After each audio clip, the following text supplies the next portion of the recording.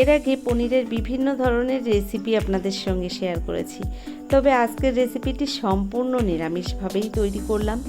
আমি যদিও পনিরের রেসিপি প্রায় সময় নিরামিষই রান্না করে থাকি, তবে আজকের রেসিপিটি একদমই আলাদাভাবেই তৈরি করলাম।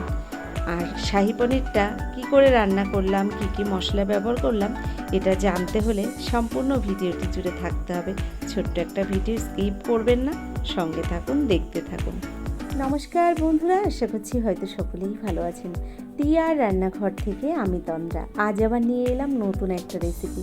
দেখতে থাকুন আমার সম্পূর্ণ ভিডিওটি, আশা করছি ভালো লাগবে। চলুন তাহলে রেসিপিটি শুরু করা যাক। আজকের রেসিপি শাহী পনির।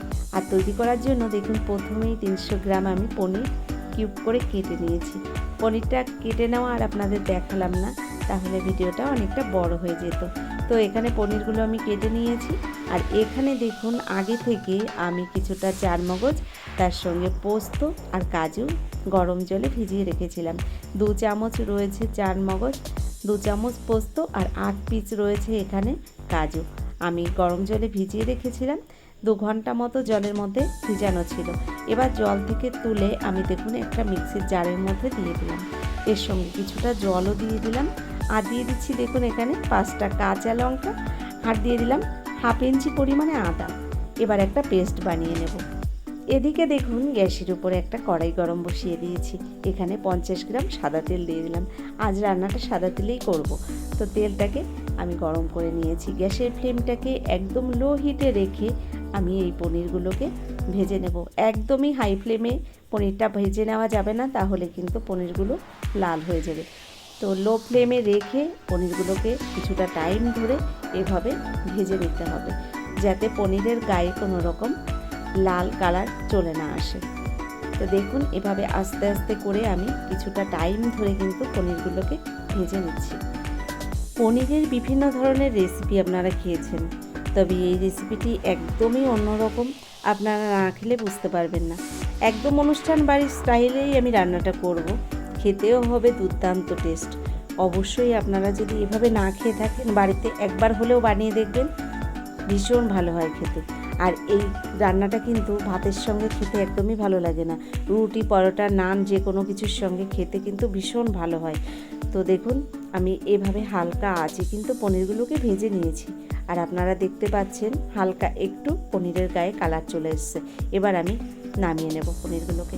তো পনিরগুলোকে এভাবে নামিয়ে নেওয়ার পরে আমি একটু গরম জলের মধ্যে পনিরগুলোকে কিন্তু ভিজিয়ে রাখবো। তো বন্ধুরা দেখুন পনিরটা ভেজে আমি নামিয়ে নিয়েছি। আর এদিকে দেখুন একটা পাত্রের মধ্যে কিছুটা গরম জল নিয়েছি। এবার ওই গরম জলের মধ্যে ভেজে রাখা পনিরগুলো আমি দিয়ে দিলাম। আর এই জলের মধ্যে ভালো করে নেড়ে চেড়ে 30 মিনিট মতন আমি এই পনিরটাকে ভিজিয়ে রেখে দেবো। 30 মিনিট বাদে তারপর আবার রান্নাটা শুরু করব।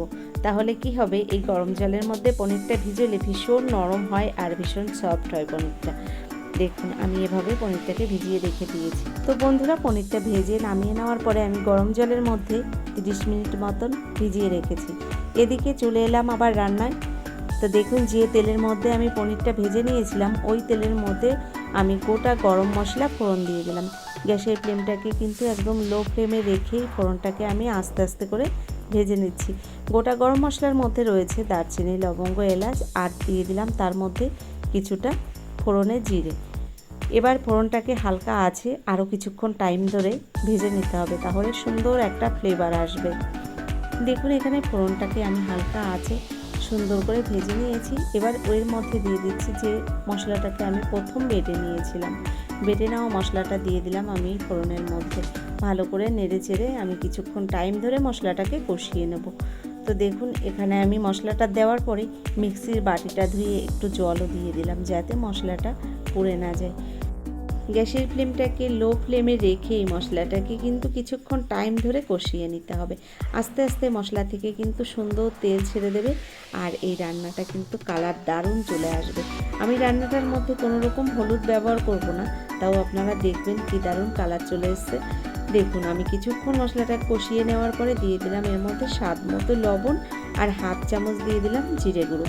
বন্ধুরা আমি এখানে জিরের গুঁড়োই ব্যবহার করেছি, আপনারা কিন্তু চাইলে এখানে ধনিয়া গুঁড়োও ব্যবহার করতে পারেন, তবে আমি আর ধনিয়া গুঁড়োটা ব্যবহার করলাম না। তো জিরের গুঁড়োটা দেওয়ার পরে আরও কিছুক্ষণ এভাবে কষিয়ে নেওয়ার পরে এবার এর মধ্যে দিয়ে দেব একদম অল্প পরিমাণে একটু লাল লঙ্কার গুঁড়ো। এখানে রয়েছে 1 চামচের 4 ভাগের 1 ভাগ লাল লঙ্কার গুঁড়ো।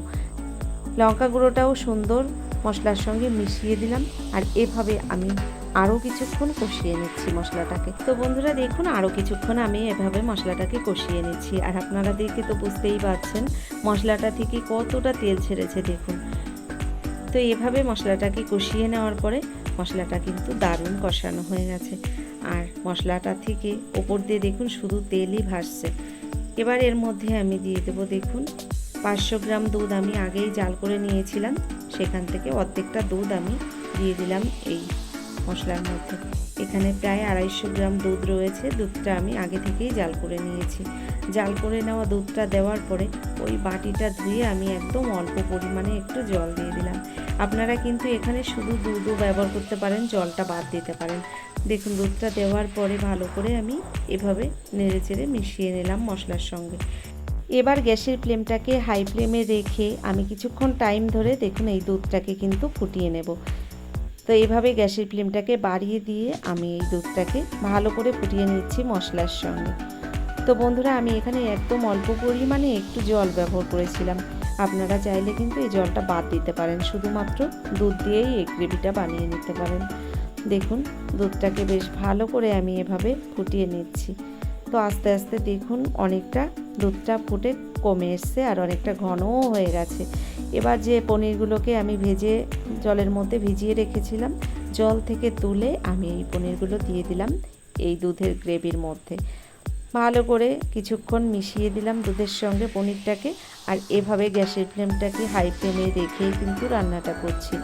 তো আরও প্রায় 5 মিনিট মতো আমি দুধের মধ্যে এভাবেই পনিরটাকে রান্না করে নিয়েছি।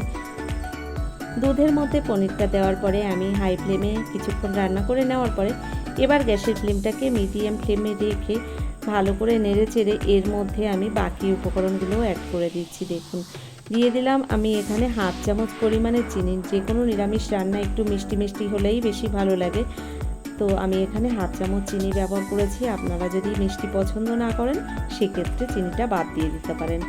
তার মধ্যে দিয়ে দিলাম আমি একদম অল্প পরিমাণে একটু গরম মশলা গুঁড়ো। চিনি আর গরম মশলা গুঁড়োটাকে বেশ ভালো করে মিশিয়ে নিলাম। এবার দেখুন কিছুটা কাসুরি মেথি আমি হাতে একটু ডলে দিয়ে দিলাম এই পনিরের মধ্যে ওপর দিয়ে ছড়িয়ে, আর এভাবে নেড়েচেড়ে ভালো করে মিশিয়ে দিয়ে স্টিমে ঢাকনা বন্ধ করে 5 মিনিট রেখে দেবো। তো বন্ধুরা কেমন লাগলো আমার এই শাহী পনিরের রেসিপিটি অবশ্যই সেটা লিখে জানাবেন। যদি আমার এই রেসিপিটি আপনাদের ভালো লেগে থাকে তাহলে অবশ্যই ভিডিওটি দেখার পরে একটা লাইক দিয়ে, যারা এখনও চ্যানেলটিকে সাবস্ক্রাইব করেননি অবশ্যই আমার চ্যানেলটিকে সাবস্ক্রাইব করে আমার ভিডিওর পাশে থাকা বেল আইকনটি ক্লিক করে নোটিফিকেশানটা অল করে দেবেন। এছাড়া যারা ভিডিওটি ফেসবুক থেকে দেখছেন অবশ্যই আমার পেজটাকে ফলো করবেন। তো বন্ধুরা আজকের মতো এই পর্যন্তই, পরবর্তী ভিডিও নিয়ে হাজির হয়ে যাব। ততক্ষণের জন্য আপনারা সকলে ভালো থাকুন, সুস্থ থাকুন, টিআর রান্নাঘরের সঙ্গে থাকুন।